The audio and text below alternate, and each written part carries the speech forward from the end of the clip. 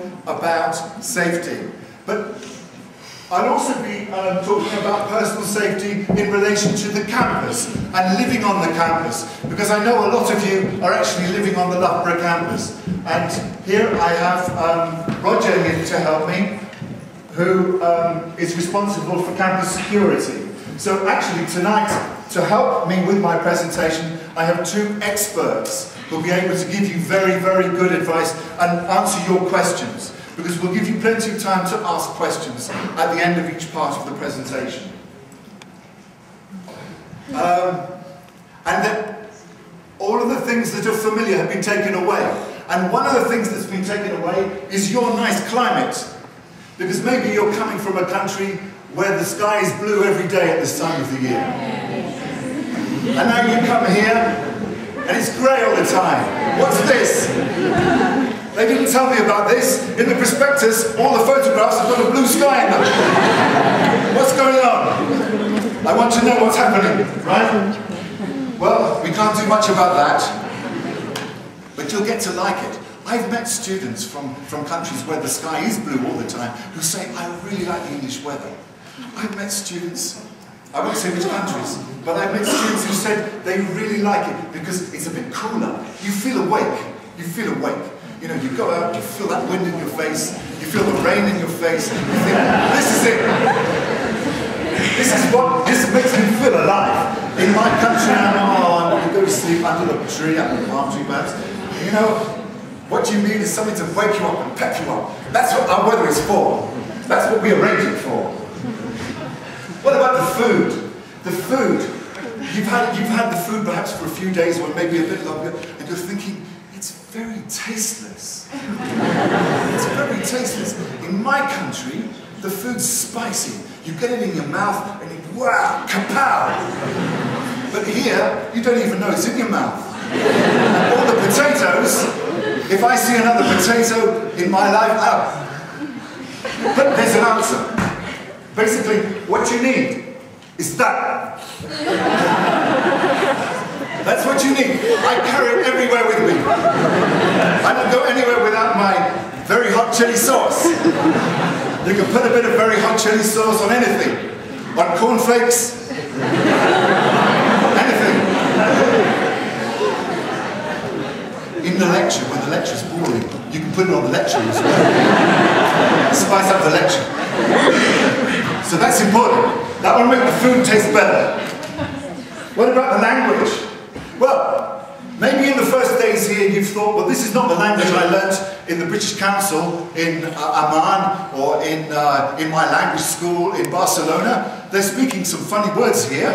For example, I got on the bus and the driver said to me, how are you, me duck? How are you, me duck? Me duck? That man called me a duck. So what similarity is there between me and a feathered, creature like that? What? Me duck is a local term of affection. It means my love. And in fact, if you go to London, they'll say me love to you. The only thing is, they say me duck to the men as well as the girls here, the bus driver. So don't worry about that. It's just them friendly. And what about dress? Well, dress,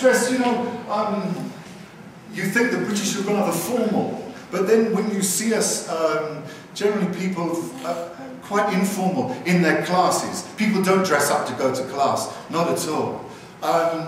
And you're not quite sure when you should be more formal and less formal. Just observe, just observe. In general, the British are not very formal about their dress. Certainly students aren't. In fact, some of them are very, very informal indeed. Which, you can imitate if you like. It's your choice. Social roles. I'm thinking here about, when you are... Oops, excuse me.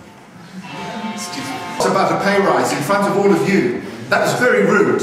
Now, in Britain, we think it's rude if you answer your mobile phone in front of other people unless it's really important. Generally, we're quite careful about politeness using mobile phones.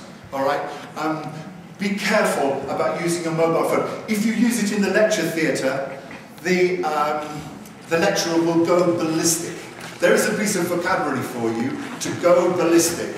That is what the lecturer will do if you use your mobile phone in the lecture theatre. Right? He'll be furious, or she'll be furious. So, there's one rule for you. Be careful using your mobile phone and don't take calls just at any time. That's one of our rules of behaviour. It's one of the things you need just to get used to here. But it's one of the things that can increase your feeling of culture shock. Because perhaps in your country, there's no problem if you take a mobile phone call at any time, because people think, well, it must be important. So be careful about that. Culture shock. How can you help yourself?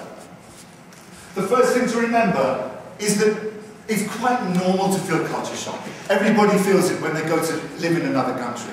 Everybody's experienced. You know, we've lived in different countries too, the international business. We can all tell you stories of our culture shock in other places.